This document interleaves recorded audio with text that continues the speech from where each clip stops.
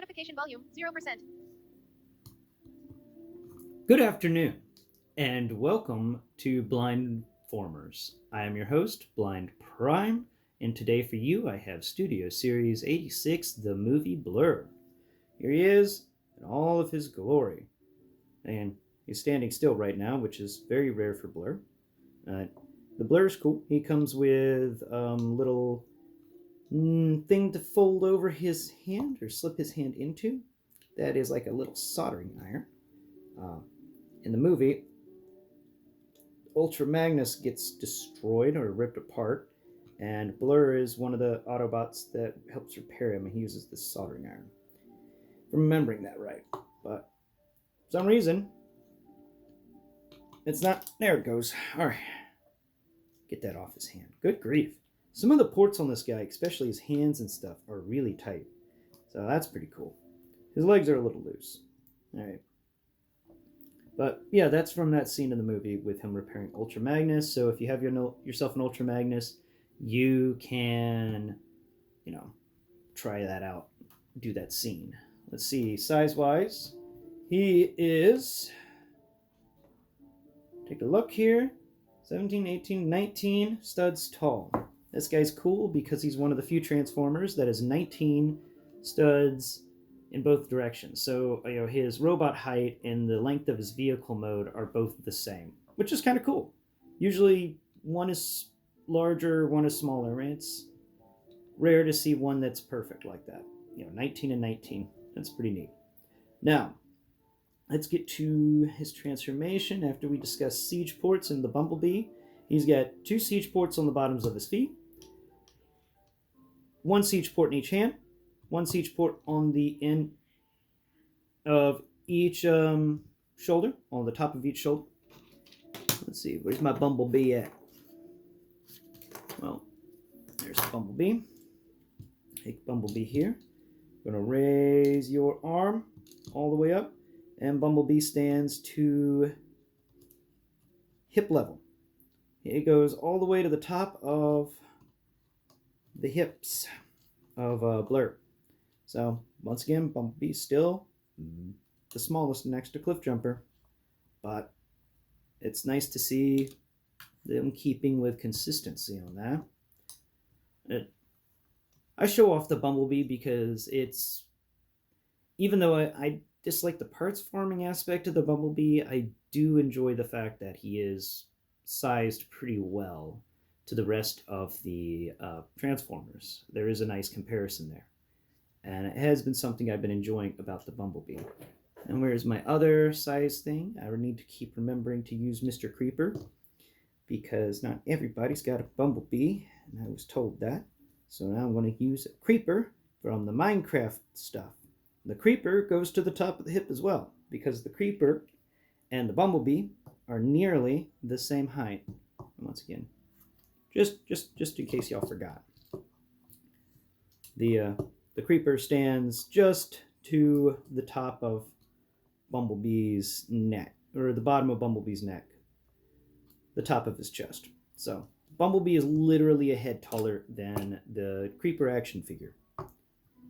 So, now, let's get into the transformation here. So first off, you want to raise both of his arms straight out to the sides, ensuring that the siege ports on the tops of his shoulders are still facing towards the sky. Once you've done that, go to the ends of his arms. You will see that the little flappy thing that is triangular, that folds across the back of his arm, at the very edge of it, where that negative space is, right below the hand, there is a flap. You want to take that flap and fold it up. Then you want to rotate that thing entirely around and close the flap. It locks it into place. Not too terribly well, but good enough. Follow the same steps to the other side. Fold up the little end bit. Fold the flap over the hand. Then fold that little piece back down.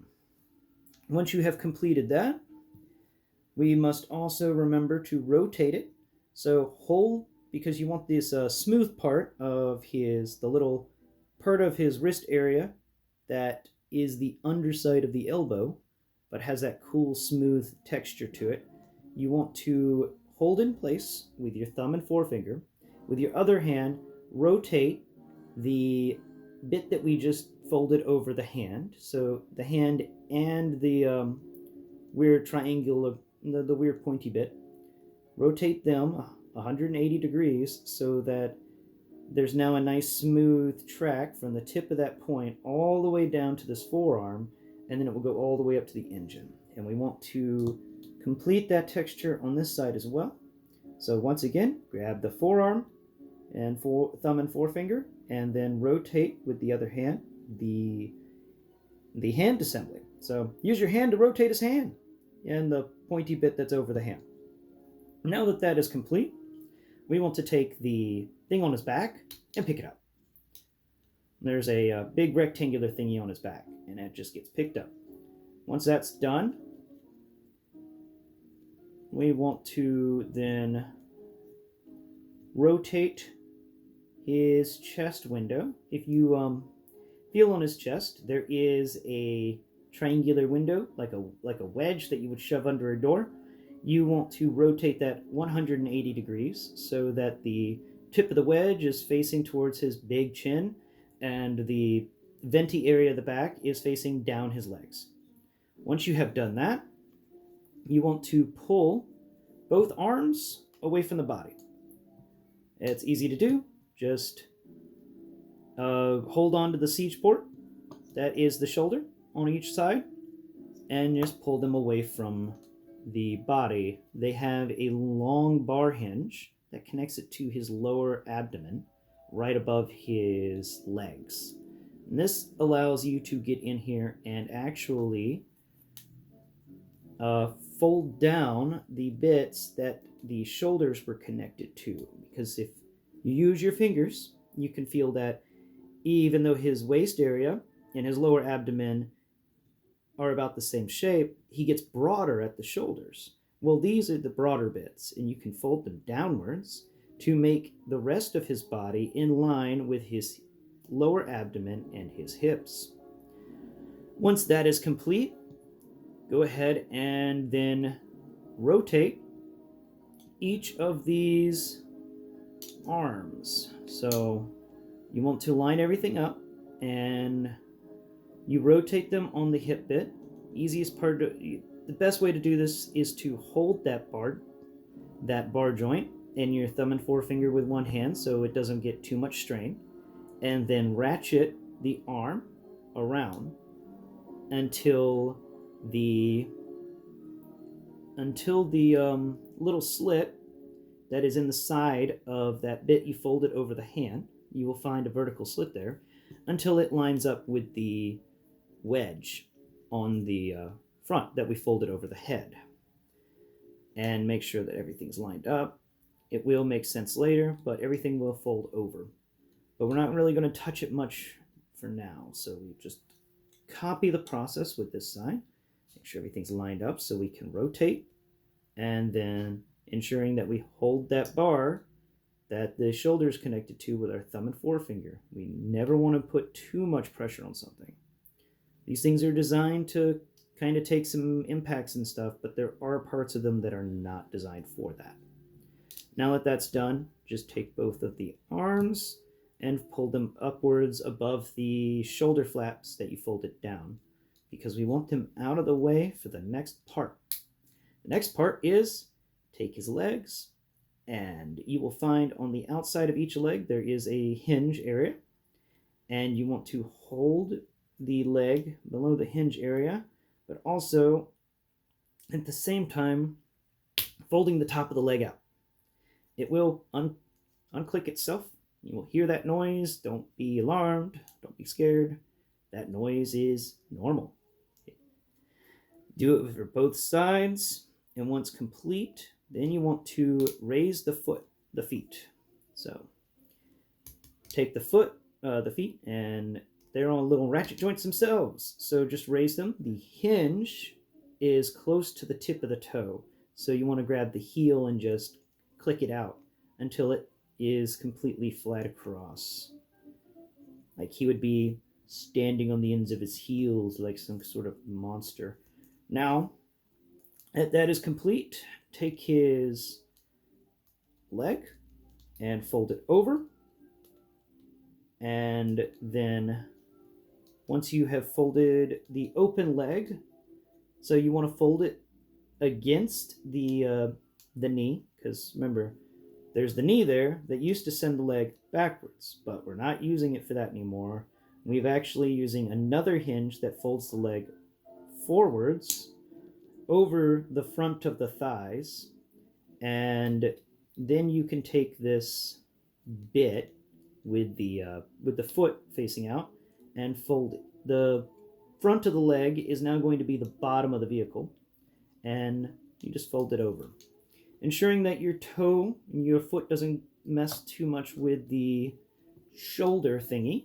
But if you notice, the shoulder thingy and it do fit kind of well together. That's intended. So we follow the same steps to the other side. We fold over the lower leg onto the front part of the thigh. Make sure that it's lined up correctly. Then take and fold over. Come on, now, there you go. Fold the front of the leg back. The toes will try to get in the way, or the heel will, because it's got little graspies on the bottom, but just work it through, guys. Just be patient with it. Don't rush this. Because if you break something now, you're going to have to take things apart, untransform it to get at this spot. So, once you have that done, come on now, and everything you hear clicks, you hear that click, that's good. That means your legs have connected. And now you fold the feet in such a way, with the heels in such a way that it line. Oh. No? Okay, cool. I thought I thought something had popped off. Now that you've done that with the feet, you want to then bring the shoulders backwards on their little bar hinge, and you will find that there is a groove in the foot where both of the top foot and the bottom foot connect together. There's that little groove, and that groove will allow the bar hinge to slide in. Once that is complete, we want to make sure that the giant wedge rectangle on the front that you folded up from the back earlier is in place, and it has two rectangular male siege pegs, one on each side, and you want to line up the wedge, or the little slit on either side of the forearm triangles, and line them up with those spots. And then to get the front of the cab, or the pointy bit actually connected properly, you have to wedge it underneath the edge of the window. This may take a little doing, because once it's done, it's done. And so, it doesn't like to be done. Once you've done that, congratulations, you were nearly complete. So, make sure that the back area is all clipped together correctly, and the fronts are clipped together correctly. Now, he's one of the few characters in this line whose weapons integrate.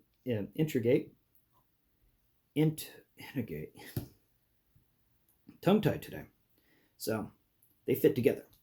So the front weapon, if you feel on the back end of it, you will find that there is a female rectangular siege hole and siege port, and then on the underside of the triangle, you will find that there is a male rectangular siege peg, and the gun will just fit into that spot.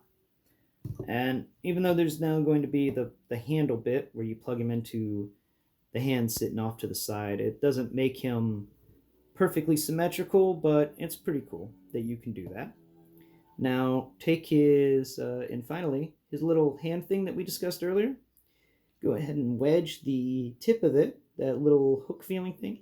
It goes right between his front legs, and then line up the bits of it in the back. Make sure that the L-shaped flappy thing doesn't get in the way, and the ends of this guy's thing, there it goes, all clicks into place. There it is. Yeah. That's pretty neat. I think that this guy being able to have both of his bits included, though there is a negative to his vehicle mode in that it does not like to stay together completely. I wish there had been some better ports. But you can get all of the accessories he comes with connected to his vehicle mode, so that is a definite plus. And it makes this, his arm thing that has the little hook makes this cool air intake on the front of the vehicle. Let's get the cliff jumper to compare. Cliff jumper will go tailgate to tailgate, and he stretches all the way to the end of the window. Maybe just a little bit further. A smidge past the front window of the vehicle mode. Like I said earlier, this guy is unique because his vehicle mode and his robot mode are all, not counting the gun, are 19 studs. So he's 19 studs long in vehicle mode. Well, guys, complicated wise, you've seen this video. I'd say he ranks up there with Bumblebee level of complexity. So not too terribly complicated. Just some steps to go through. But he's not more complicated than that. I will let you know, when I find more complicated figures, and I do enjoy the more complicated ones for sure. As this figure goes, do I enjoy it? Yes, I think it's unique that it can hold all of its weapons being a siege figure in its vehicle mode. That's very cool. I really dislike it when they release these vehicles, these Transformers that have accessories you can't put into the vehicle mode. You have to find a place to put them if you want to show off the vehicle mode. And so Blurr's good for that. No need to lose those little pieces and forget where you put them, because they all fit on the vehicle. So if you have your Blurr, you have your extra pieces. But anyway, guys, this has been Blind Prime, and I hope you've enjoyed this video. There are 2 siege ports on him on the back end. They are like, you can plug some jets into those, I think, and make him seem like he's vrooming away. But yeah, please comment below and talk Transformers. I would enjoy. And also, I am going to be attempting to create a video in the near future that explains things like scales. So if any of you have any useful tidbits about the Transformer scaling, like what exactly is the Height of Legend scale, then please leave it in a comment below, and I can get to understanding the scaling and explaining it to you, the watcher, so that you can make better Transformers purchases in the future. Thank you very much. Bye-bye.